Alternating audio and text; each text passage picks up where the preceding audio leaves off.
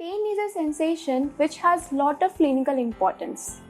In this video, I am going to tell you the definition of pain, the various types of pains, the receptors of pain, and how the pain has been transduced.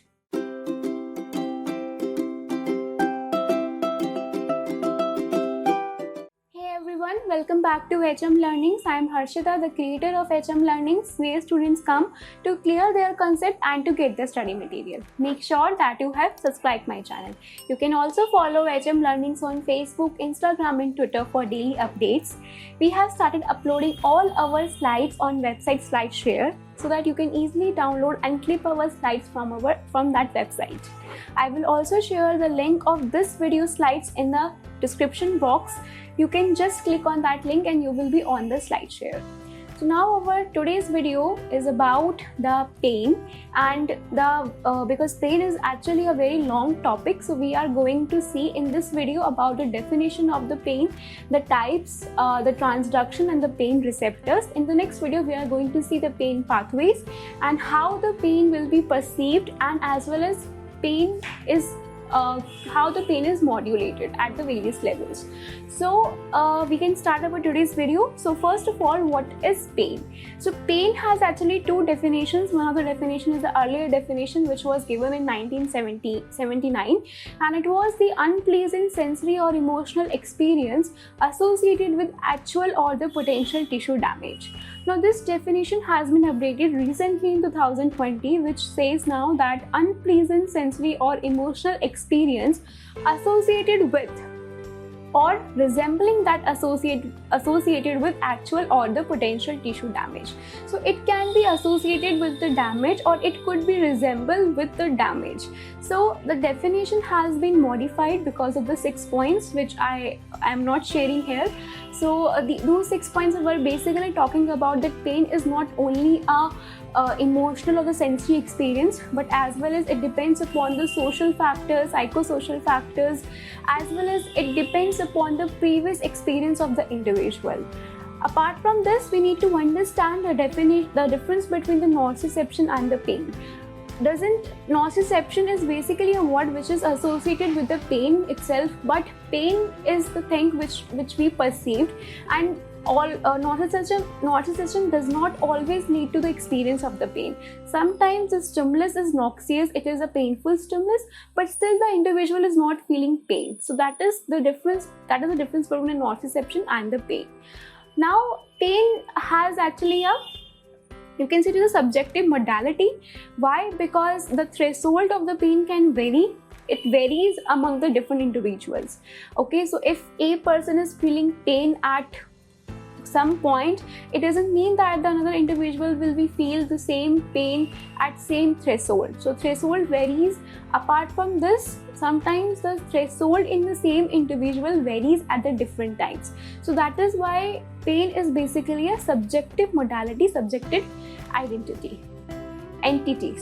So now how the pain has been classified?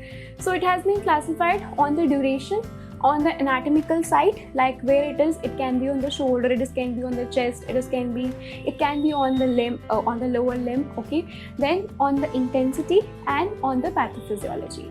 So we are going to look first on the duration of the pain. So based on the duration of the pain, we could have an acute pain, we could have a fast pain, we could have a first pain. Okay, so this is because we have to know that this actually come in the transmission part, which we are going to do in the next video. That is, there are two types of the fibers which are carrying the pain from the nociceptors. These are A delta fibers and the C fibers. So when the A delta fibers are activated, because they are more myelinated, they are basically myelinated, and they have a greater diameter as compared to the C fibers, they are going to responsible for the first pain because its transmission is higher, and that pain will be well localized, and it is actually going to mediate the discriminative properties of the pain, like what is the intensity of the pain, what is the site of the pain. So that is why it is called as a first pain or the fast pain. Okay, and when this pain becomes more than 6 months long, it is called as a chronic pain, or it is basically because of the activation of the C fibers, and this type of the pain is actually a dull type of the pain, and it can't, the site of the pain is not well localized. Now the intensity of the pain. So based on the intensity, the pain can be a mild pain, moderate pain, or severe pain. So how can you assess the intensity of the pain? So there are methods, there are subjective assessment of the pain. So in that case, what we do, we ask the patient, okay? So the patient will say मुझे बहुत ज़्यादा pen है या मुझे कम pen है. So by that we have the scales for measuring that. So we have a facial analog scale, we have a visual analog scale, so that I am going to show in the coming slide. And we have another method also, objective assessment, in which we are going to see the proof, okay? We have a technique to measure the pain. So subjective depends upon the subject, and objective is basically the technical method which has a proof, okay, that this is the intensity, this is the threshold of the pain. So both these types will actually give an idea about the threshold and the intensity of the pain. So this is showing you the subjective assessment of the pain. We have visual analog scale, which says 0 to 10. So 0 is no pain, 5 is moderate pain, and 10 is the worst pain or the unbearable pain. So this is actually marked by the subject itself, and the facial analog scale is actually marked by the observer. The observer gives the stimulus, and then according to the expression of the subject, the observer will mark it. So these are the subjective assessment of the pain, which varies from subject to subject because these are subjective assessment. But for the you can say the proper assessment of the pain, we need to have the objective assessment. For that we have another technique which is called as a nociceptive flexion reflex or the RK reflex. So in this, I'm not going to tell you the whole thing because this is a long practical. So in this basically we are going to assess objectively. So we give an electrical stimulus and then we record the muscle response in response to the noxious stimulus, electrical stimulus which we have given. So that is how the graph will come on this you can say on this desktop, and from that we calculate the amplitude, threshold and the intensity of the stimulus, and hence we have the objective assessment. So we can compare the subjective assessment of the pain as well as the objective assessment of the pain. So now we have talked about the duration, we have talked about the intensity, and now according to pathophysiology. So nociceptive pain occurs when there is an activation of the nociceptors, which could be because there is a noxious stimulus has been applied, or as a noxious stimulus has applied, it has caused the tissue damage. So tissue damage leads to tissue inflammation, and that inflammatory markers, that inflammatory products which have been released, they are going to activate the nociceptive. So both these mechanisms leads to a pain which is called as a nociceptive pain. Neuropathic pain is a type of a pain where there is a direct injury to the nerves. So this type of a pain is actually a very bad pain. Burning or the electric pain will be felt, as occur in the phantom limb pain or in the neuralgia. Okay. So now we have known about the definition of the pain, then the types of the pain, and now what are pain receptors? So pain receptors are also called as a nociceptors because they respond to noxious stimulus. So very important property of the pain receptors, because we know pain is a sensation which has a lot of clinical importance. Why? Because it alerts the individual as well as the clinician that there could be the potential tissue damage or the actual tissue damage, the definition of the pain which we have read already. So that is why these receptors needs to be non-adapting. So what is adaptation? Adaptation is basically a property of a receptor that in response to the continuous stimulus which is being applied, gradually the response of the receptors reduces. But this doesn't occur in the pain receptors, because pain is having a lot of importance. So that is why these receptors needs to be non-adapting receptors. So you can see this is showing the stimulus and this is showing the firing rate of the pain receptors. So as you have applied the stimulus, what is happening? You are gradually increasing the intensity of the stimulus. The firing is also increasing. Now you have sustained the stimulus. There is no change in the intensity of the stimulus. The firing is continued. And when you remove the stimulus, the firing stops. So in response to the continuous stimulus, the receptor continues to fire, and that is why it is called as a non-adaptive receptor. These receptors are the free nerve endings. They are not encapsulated by any other non-neural structure, and that is, they are basically the free nerve endings. Now the 4 classes of nociceptors, because we need to talk about the coding as well. Okay, so coding, I'm sorry I haven't made the video on the coding, but after some time I will definitely make a video on coding as well. So coding is basically a mechanism by which every feature of the stimulus has been coded into the action potential, because we know that the central nervous system only analyzes the action potentials. So for that, every feature of the stimulus needs to be converted into the action potential. So here are also what kind of the noxious stimulus is applied, whether it is a thermal type of the stimulus, okay, whether it is a mechanical stimulus, whether it is a polymodal, okay. So for that, we have a different classes of receptor. So thermal nociceptors will be activated in response when there is a extreme temperatures, which could be noxious to us. Mechanical, when there is an intense pressure. So when the mechanical nociceptors are activated, we know that there is an intense pressure applied on the skin. When the thermoreceptors get activated, we come to know that the thermal stimulus has been applied, okay.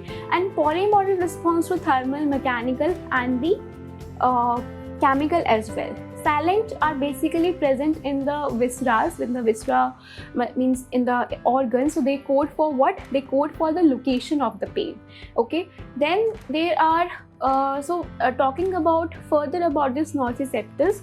These are basically a member of large family of transit receptive potential ion channels, okay. So we need to know about the molecular structure of the receptor as well.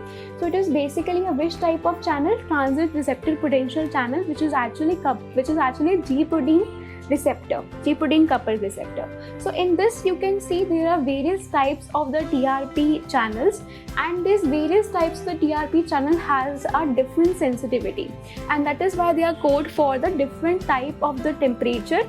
They will code for the different type of the stimulus, a different type of the noxious stimulus, okay. So I know it's difficult to understand coding here, but definitely I will make a video on coding, so from that you can easily understand these things.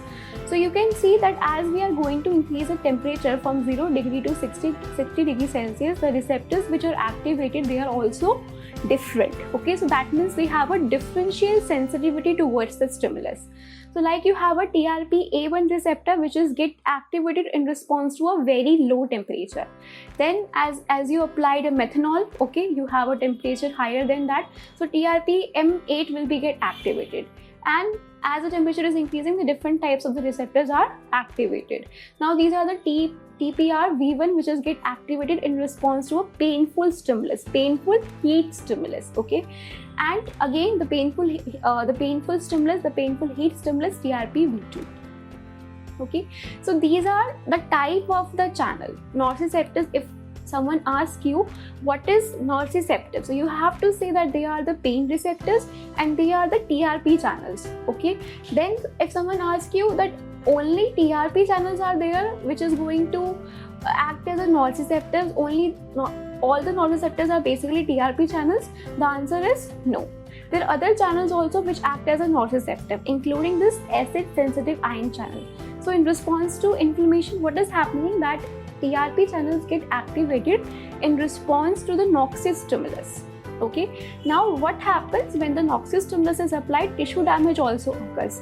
That will lead to inflammation. So in response to inflammation, the pH will be get reduced, H plus ions will be get increased. So in that response also, the acid sensitive ion channels will be get activated.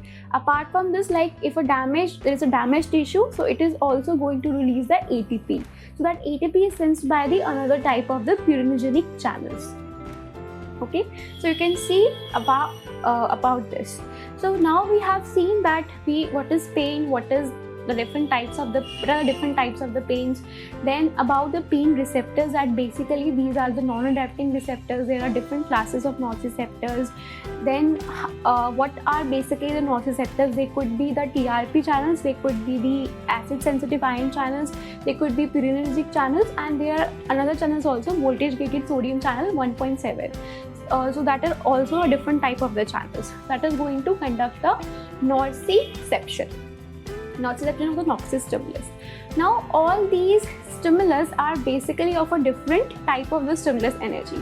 Like thermal stimulus is basically of the thermal energy. Mechanical stimulus is of the mechanical energy. But each energy needs to be converted into the action potential. It needs to be converted into the electrical energy so that it can propagate through the axons, it can propagate through the pathway to finally enter into the spinal cord and then into the brain to get perceived as a pain. So for that, the transduction process happens, which basically means that any type of the stimulus energy will be converted into the action potential, and this occur at the level of the receptor.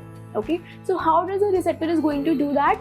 We are taken example of TRP channel, which is basically a G-protein coupled receptor. So bradykinin has bind to the BK receptor. Bradykinin is what? In response to tissue inflammation, certain damaged cells are going to release a bradykinin. So it is going to bind to the BK receptor.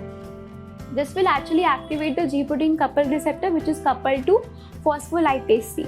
Now this phospholipase C will go what? It will act on the membrane phosphoinositol bisphosphate and break it into the IP3 and the DAG, which is not shown here. So DAG will activate the protein kinase C, which will act on the TRP channels, increase their calcium you can say conductance, and it is also the IP3 is going to act on the endoplasmic reticulum to increase the release of the calcium from the endoplasmic stores. These both are going to increase the intercellular level of the calcium, intercellular concentration of the calcium, and hence what will happen? There will be first generation of the generated potential, which is also called as a receptor potential, and then there will be generation of the action potential, and this action potential will be then carried forward towards the spinal cord. Okay, so I hope that you have understood the transduction. That is much in this video. In the next video, we are going to talk that how the information will be transmitted to the spinal cord, how the different laminas of the spinal cord are there, which is going to decide A delta fibers will terminate in which lamina, C fibers are going to terminate in which lamina of the spinal cord. Then they will go to the medulla, thalamus, and finally the cortex. The transmission, the pathway of the pain, how it will be perceived, how it will be modulated. So we are going to see the next video. So if you like this video, please like, share and comment. Share your suggestions for any upcoming video you like us to make for you. Please follow us on Facebook, Instagram and Twitter. You can ask me your doubts in the comment section, and please check our slides on the slideshow as well. Till then, keep learning.